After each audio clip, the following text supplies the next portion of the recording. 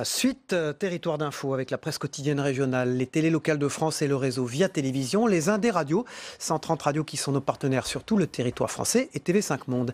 Et l'invité politique en direct sur ce plateau ce matin, c'est Luc Carvounas. Bonjour. Bonjour. Merci d'être avec nous pour vous interroger à mes côtés. Marcelo Westfred du Figaro pour Public Sénat. Bonjour Marcelo. Et Yves Arté, directeur éditorial de Sud-Ouest. Bonjour Yves. Bonjour. Merci d'être avec nous. Votre interview sera retransmise sur les sites internet de la presse quotidienne régionale ce matin à partir de 10h. Luc Carvounas.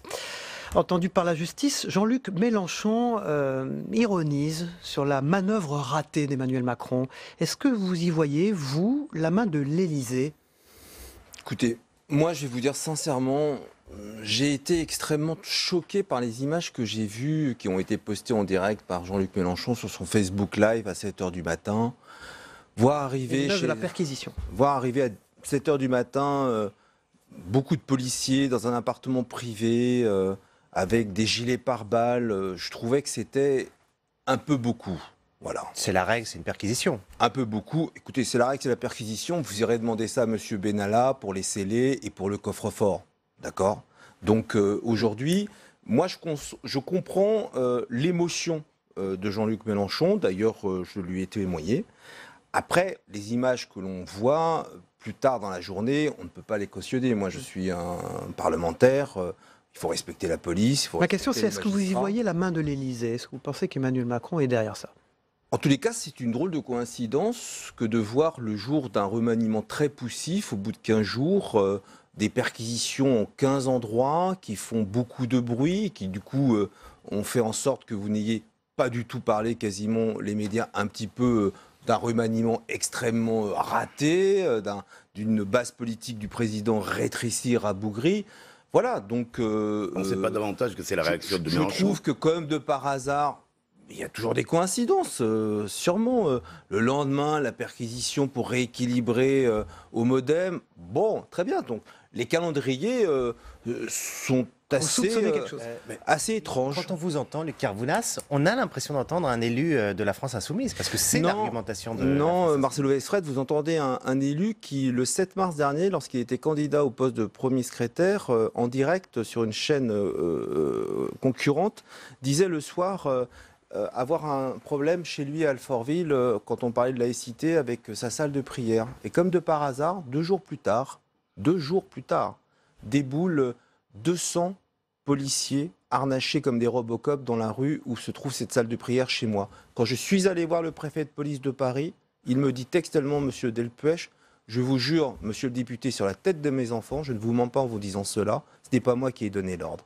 Donc à un moment donné, quand j'ai le maire de Vitry-sur-Seine, dans ma circonscription, qui demande une évacuation, et on lui dit au téléphone la veille de l'évacuation, monsieur le maire, cela se passera extrêmement bien, et que l'on voit le jour de l'évacuation les policiers arriver et envoyer des gaz lacrymaux. Donc vous n'écartez pas du tout l'idée que ça puisse être une opération Moi, politique. je n'écarte pas ce que je lis dans la presse lorsqu'un ancien ministre de l'Intérieur, Gérard Collomb, se vantait de ne pas bouger porte de la Chapelle pour contraindre la maire de Paris, et il en faisait un coup politique. Est-ce qu'il y a un doute à avoir sur les fonctionnaires de police ou les magistrats ? Non, ils répondent aux ordres. Est-ce qu'il y a des interrogations que je me pose aujourd'hui vis-à-vis de ceux qui donnent des ordres ? Oui. Est-ce que vous ne pensez pas quand même que c'est la réaction de Jean-Luc Mélenchon qui a produit ce buzz énorme qu'il y a eu autour de cet événement ? Mais moi, je ne commande pas. Je vous ai dit. Je vous dis comment j'ai perçu les choses en calquant aussi cela sur ma propre expérience malheureuse dans ma circonscription. Ensuite, je vois chez Jean-Luc Mélenchon, comme chez les députés de la France Insoumise, pas un rétro-pédalage, mais une sorte de... On calme le jeu, on reconnaît qu'on est allé peut-être un peu trop loin et qu'on aurait dû être dans une colère froide. Moi, en tous les cas, parlementaire, député, je ne cautionne pas les violences, et encore moins sur des fonctionnaires de police ou des magistrats qui, là, répondent à des consignes, à des ordres politiques. Jean-Luc Mélenchon, quand on voit sa réaction, est-ce que vous diriez qu'il est quand même inapte à exercer les plus hautes responsabilités ? D'abord, moi, je me bats pour qu'il n'en exerce pas plus haute que celle de député. Jean-Luc Mélenchon a été candidat à l'élection présidentielle, j'avais un autre candidat. Vous imaginez bien que... Est-ce qu'il y a un problème de caractère ? Mais moi, je ne suis pas psy, Marcelo Westred. Interrogez-moi sur des choses politiques. Passons à autre chose. François Hollande dit aujourd'hui le principal ennemi de Jean-Luc Mélenchon, c'est lui-même, c'est son caractère. Il sait de quoi il parle. On l'a rarement vu se mettre en colère comme ça. Mais moi, je voulais vous poser une autre question. Deux de vos anciens collègues, Marie-Noëlle Lieberman et Emmanuel Morel, ont quitté le PS en le qualifiant de canard sans tête pour rejoindre et se rapprocher de Jean-Luc Mélenchon. Qu'est-ce que vous en pensez?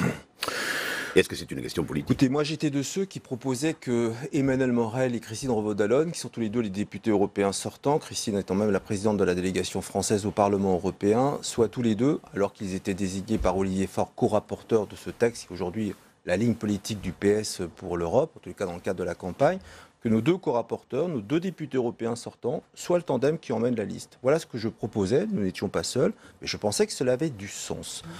J'ai entendu Emmanuel Morel au Bureau national, avant son départ, avec de la sincérité, nous dire finalement, les copains, même si vous avez pris tout ce que j'ai proposé, je ne vous crois plus. Bon, dont acte. Mais j'ai surtout entendu un Emmanuel Morel dans le propos qui finalement, alors qu'il savait qu'on lui proposait même d'être notre chef de file, ne croyait pas seulement plus dans ce que l'on lui disait, mais ne croyait plus non plus aux capacités du Parti socialiste, et là je ne le suis plus, parce que je suis persuadé qu'il se trompe, et on le démontrera aux élections, à passer la barre des 5%. Et donc, Emmanuel Morel, il y a un problème politique qui nous a posé à nous, les socialistes, mais il y a aussi un problème personnel, où il souhaite poursuivre son travail de député européen, on ne peut pas ne pas en parler. Et donc, aujourd'hui, il décide avec Jean-Luc Laurent, qui est un ami, je le connais, il est du Val-de-Marne comme moi, de créer un nouveau parti politique. Comme cela, ça permet à vous, la presse, de ne pas parler de débauchage individuel, mais d'un accord politique qui va arriver bientôt pour que chacun se retrouve sur une même liste. Bon, la ficelle, elle est un peu grosse. On a aussi le droit un peu de décrypter normalement les choses. Alors, tête de liste, puisque vous parlez des têtes de liste. Mais pardon, il faut quand même dire une chose. Moi, je préfère un Emmanuel Morel, une Marie-Noëlle Lieberman, qui crée un nouveau parti de gauche. Et moi, dans ma gauche arc-en-ciel, ils seront aujourd'hui mes nouveaux partenaires avec qui j'ai envie de dialoguer, que de voir tous les autres qui sont partis faire de la politique libérale à droite. Donc moi, je préfère qu'on reste à gauche quand même. En tête de liste aux européennes. Alors, à propos des têtes de liste européennes, vous entendez que, vous savez que le 17 novembre, normalement, une tête de liste sera nommée. Vous aviez poussé la candidature de Ségolène Royal. Est-ce que c'est toujours d'actualité? J'ai poussé la candidature de Ségolène Royal. Je ne suis pas persuadé d'abord que qui que ce soit en capacité de pousser quoi que ce soit. Et en plus, je n'ai pas cru comprendre qu'elle était candidate. Écoutez, d'abord, vous vous trompez, pardon de vous le dire comme ça, le 17 novembre, on ne désigne pas forcément une tête de liste.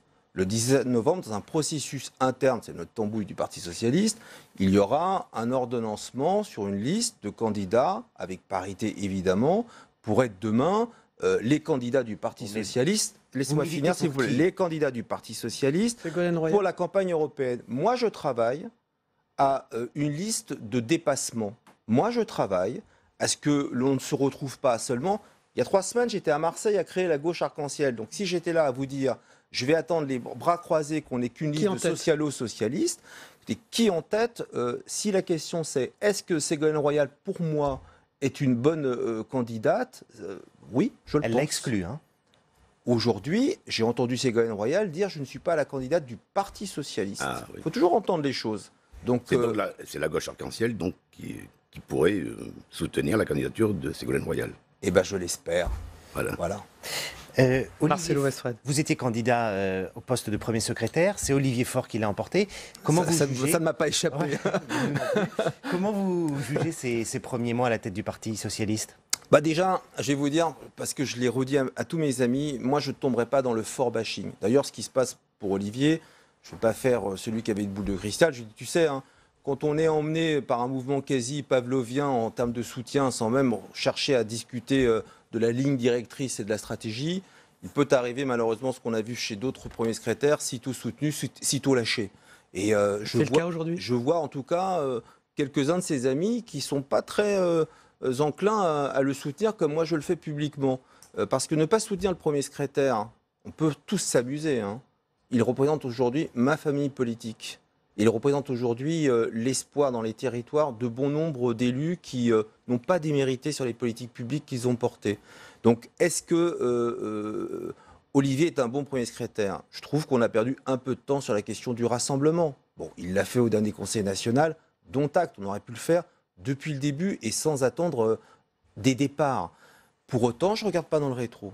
Et moi, j'ai une feuille de route qui est celle de notre réussite collective. Quand vous dites « je ne regarde pas dans le rétro », est-ce que vous pensez plus précisément à François Hollande et son omniprésence? Parce que finalement, on entend davantage François Hollande qu'Olivier Faure aujourd'hui.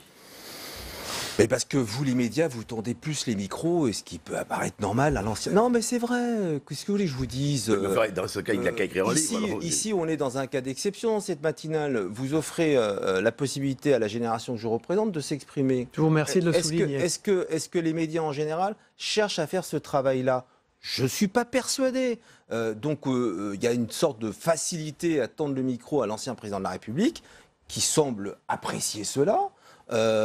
Pour autant, moi, je ne regarde pas dans ce sens-là. Voilà. Quand il publie un livre, il fait le tour de France, tout de même.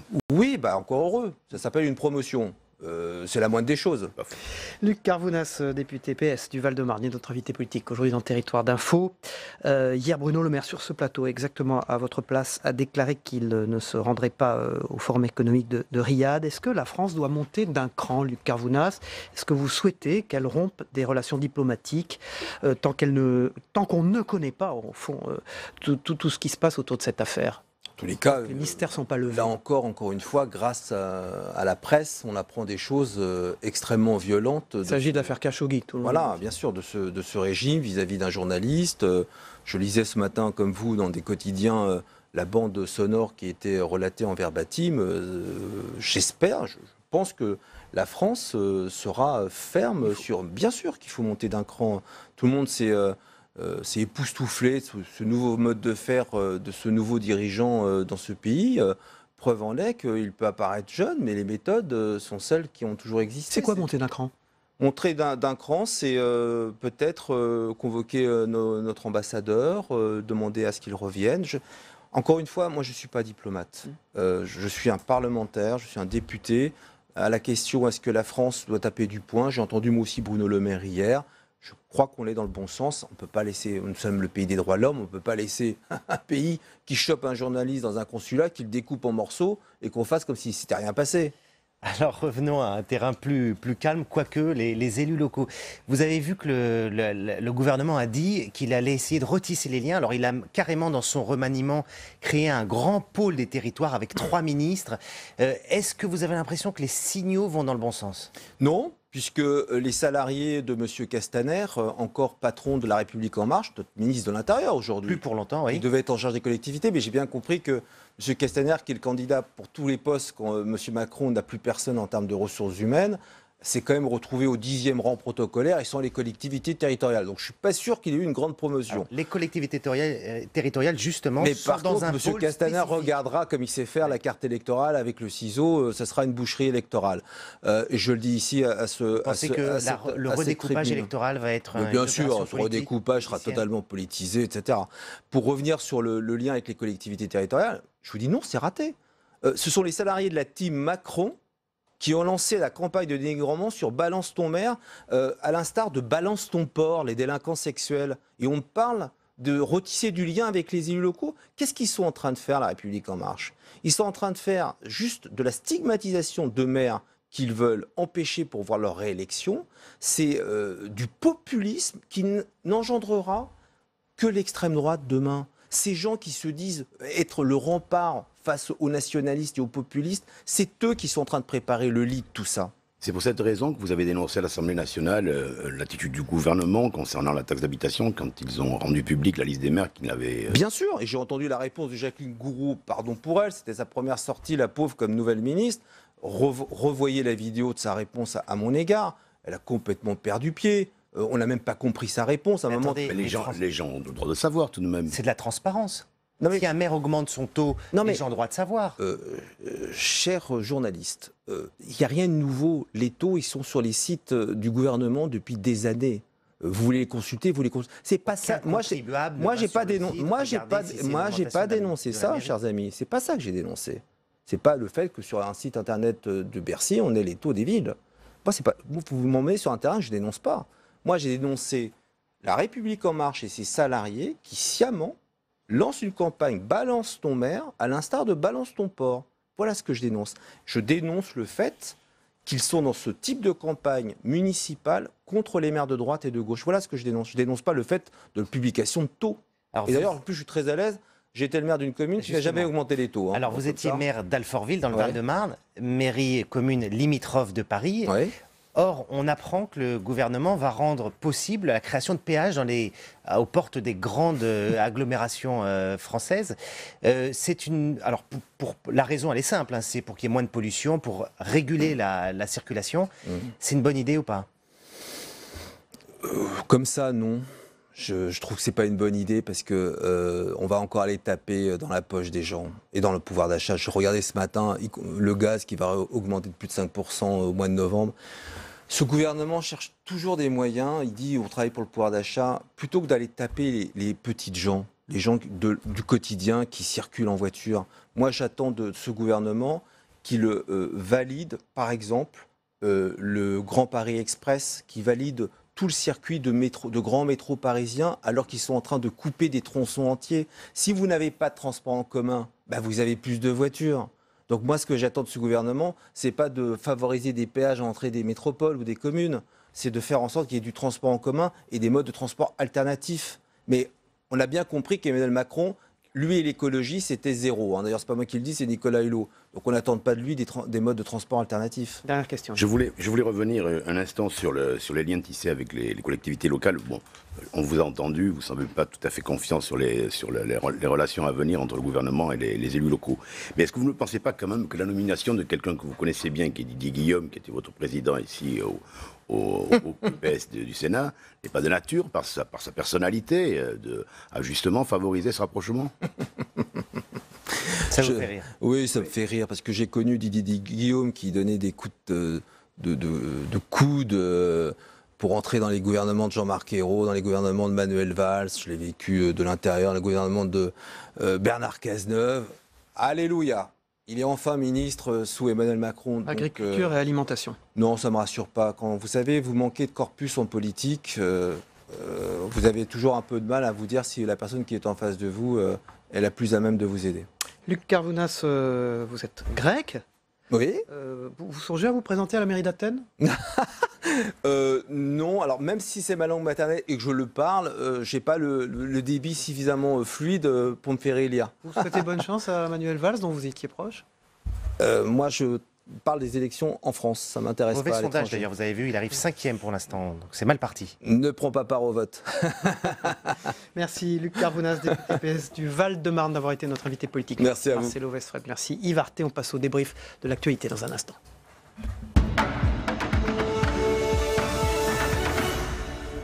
Voilà, Luc Carvounas quitte ce plateau et font leurs entrées. Guillaume Doyen, qui était présent dans la première partie de cette matinale d'info, la Gazette des communes, des départements et des régions, il en dirige la rédaction. Et André Crétenant, qui dirige l'information de TV5 Monde, chaîne partenaire qui diffuse nos programmes. Ce programme, en tout cas, dans 200 pays et territoires. Merci et bonjour André. Donald Trump estime que le journaliste saoudien Khashoggi est mort.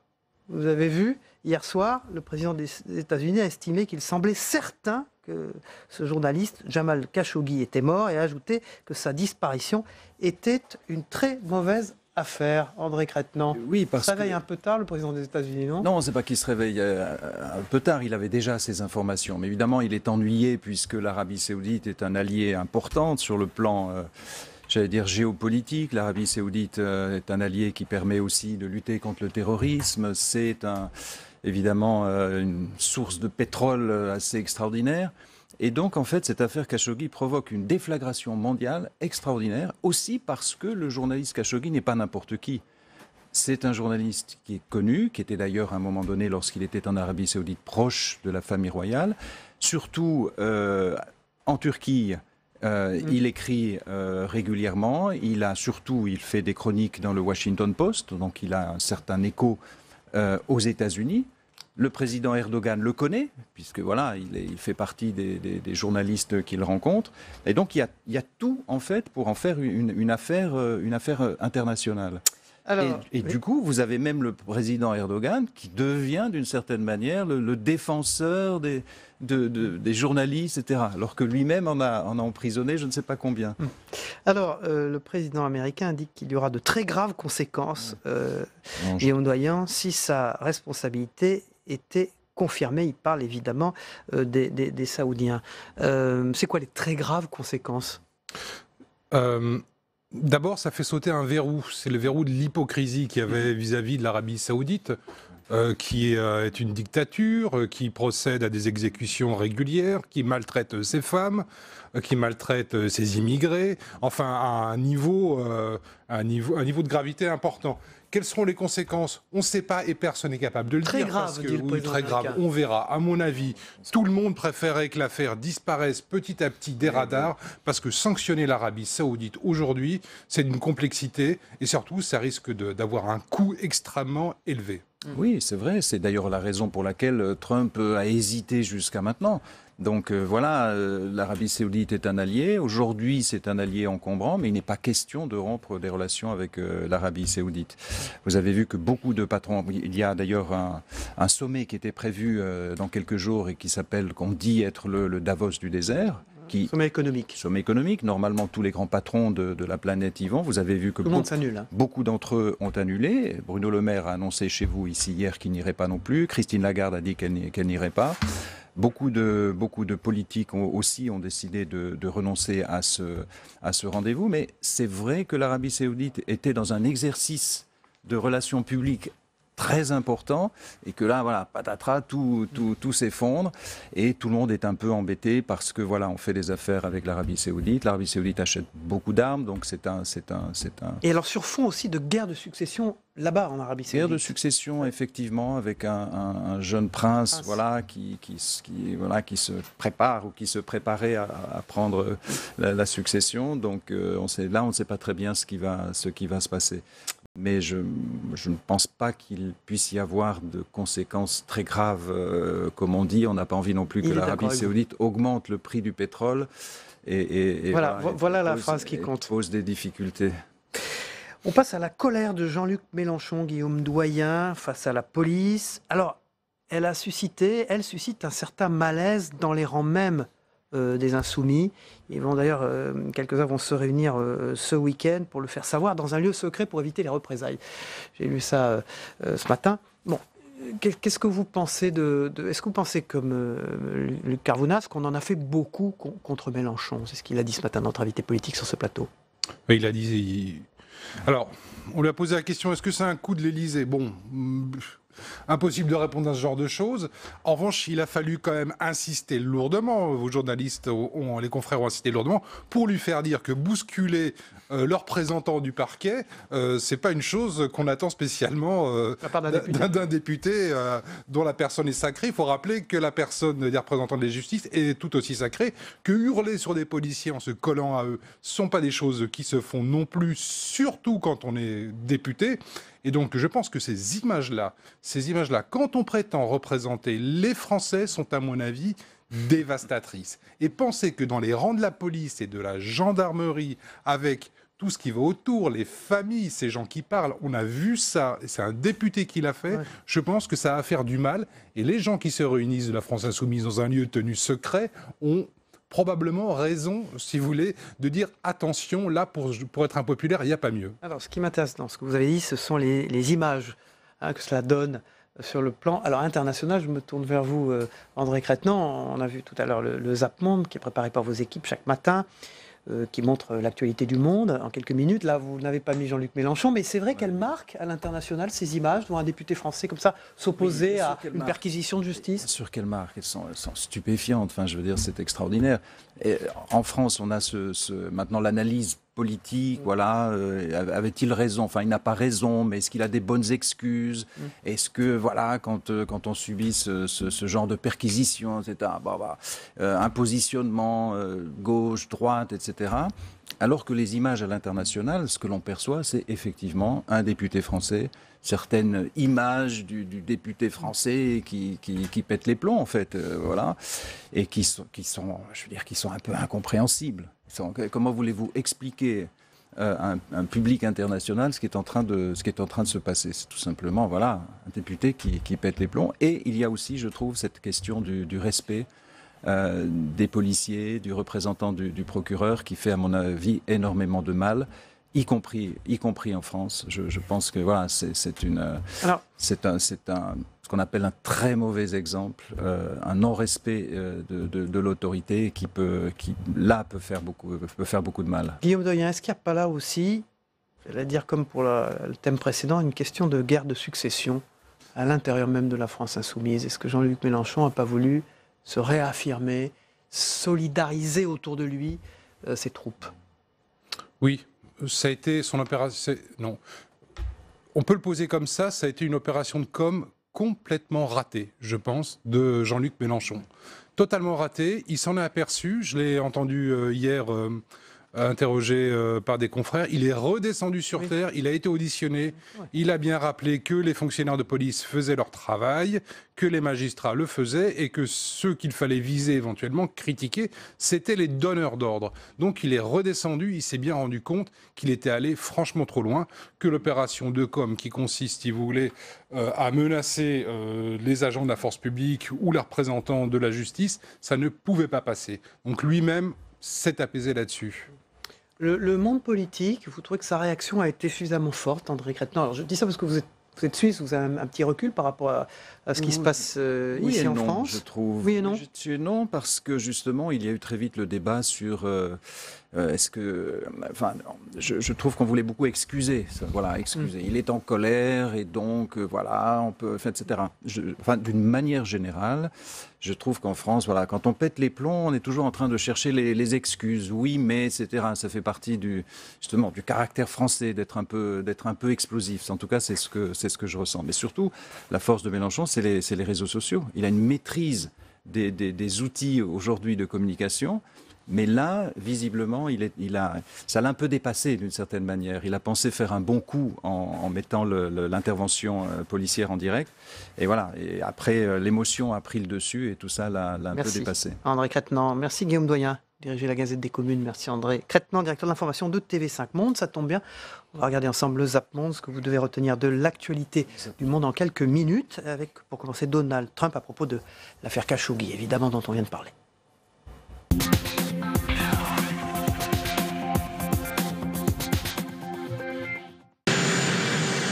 C'est peut-être un tournant dans l'affaire de la disparition du journaliste saoudien Jamal Khashoggi.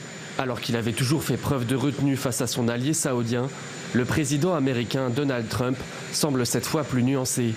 À un reporter qui lui demande s'il pense que Jamal Khashoggi est mort, il répond.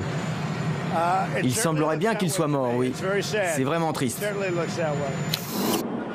Septembre 2013. Quelques semaines après une attaque au gaz sarin dans la banlieue de Damas, la Syrie s'engage devant les Nations Unies à détruire son stock d'armes chimiques. Mais d'après une enquête de la BBC, au moins 106 attaques chimiques ont eu lieu en Syrie après cette date. Et malgré les dénégations de Damas, la plupart auraient été perpétrées par le régime syrien. Le Brésil est le pays qui compte le plus de catholiques au monde, 65% de la population d'après le dernier recensement de 2010. L'un est fervent catholique, l'autre plus progressiste. Mais tous les deux le savent, la religion joue un rôle décisif dans cette campagne. Net avantage au candidat d'extrême droite conservateur, il est largement soutenu par l'électorat évangélique. Jair Bolsonaro prône des valeurs familiales et traditionnelles. Il a notamment promis de ne jamais légaliser l'avortement. En face, Fernando Haddad prône la laïcité. Ses détracteurs l'ont accusé de favoriser l'homosexualité dans les écoles, ce dont il se défend. Aujourd'hui, à quelques jours du second tour de la présidentielle, il tente de combler son retard. Ce jour-là, il assiste à une messe évangélique à Sao Paulo. Il aura fallu patienter quelques heures dans la nuit avant le décompte final.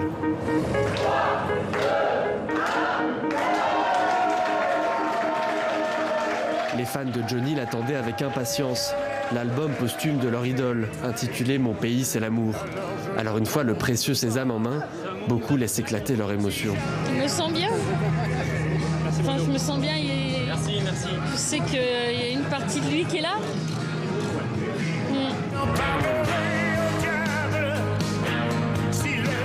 L'album, mélange de rock et de blues, vient à peine d'être mis en vente, mais est déjà assuré d'être disque de platine, puisque 100 000 exemplaires ont été précommandés.